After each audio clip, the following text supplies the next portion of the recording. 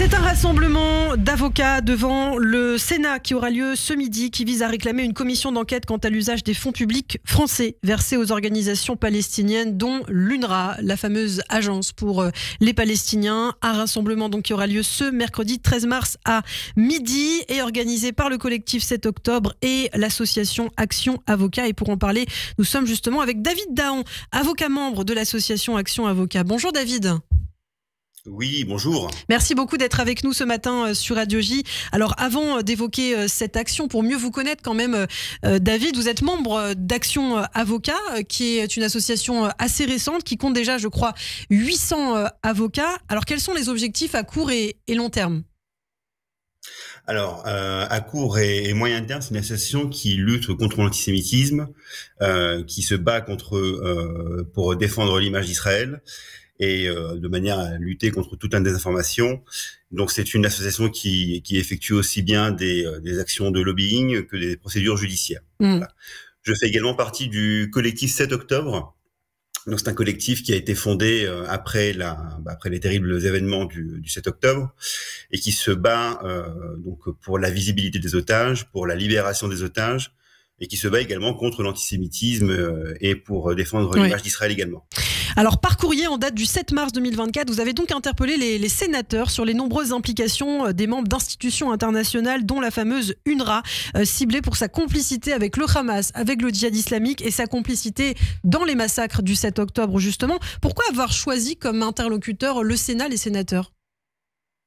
Alors au départ, on s'était posé la question sur est-ce qu'on allait voir plutôt les députés et les sénateurs. Et, on a d'abord pensé à aller voir les députés parce que c'était une chambre qui était un peu plus médiatisée que le Sénat.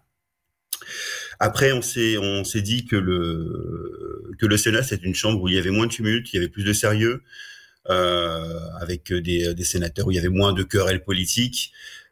Voilà. Il suffit de voir les débats au sein du Sénat et de les comparer avec ceux qui se tiennent dans l'hémicycle de l'Assemblée nationale pour voir la différence. Donc, on s'est dit que pour plus de sérénité, il valait mieux s'adresser au Sénat, surtout pour une question aussi sensible. Alors que demandez-vous exactement justement au Sénat aujourd'hui, David ? Alors nous, on demande une commission d'enquête de manière à faire la lumière sur tous les fonds qui auraient été versés. Alors c'est pas que l'UNRWA, on vise les institutions internationales, enfin toutes les organisations internationales qui justement qui perçoent des fonds de la France.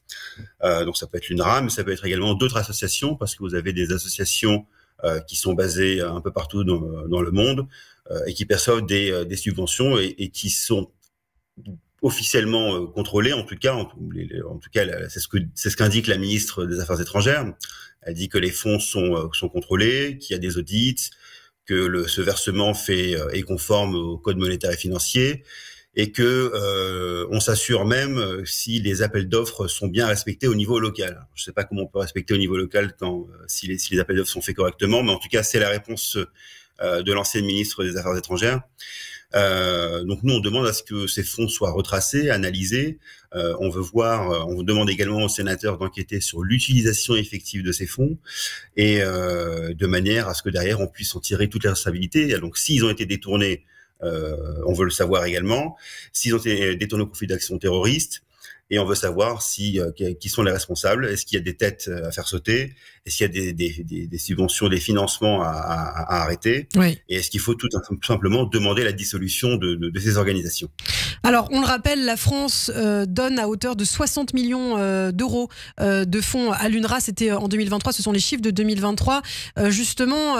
Qui peut remplacer l'UNRWA? Comment vous voyez justement la suite? Parce que les Palestiniens, c'est vrai, ont besoin de cette aide. On voit le chaos qui peut arriver dans la bande de Gaza quand il n'y a pas de coordination sécuritaire, humanitaire notamment. Qu'est-ce que vous imaginez à la place justement de l'UNRWA, David ?